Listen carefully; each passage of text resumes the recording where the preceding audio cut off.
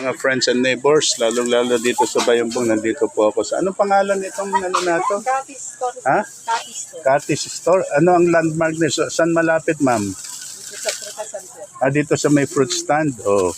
Mga kababayan, ipatronize po natin yung mga micro and medium enterprises. Dito po tayo, ha. Huwag na po kayong pumila dun sa mga sa mga kasi may konting pandaraya po doon, hindi ko na babanggitin, ha. So, ayan po, ang sasaya pang kausap ng mga ito.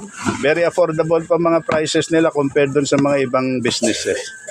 So, yun lang muna mga friends at ako'y bibili din dito eh. At kanina marami po mga tao. O ito, may darating pa. Dahil sa kachichismis ko. 300 grams na bitri. Ayan. Tapos 1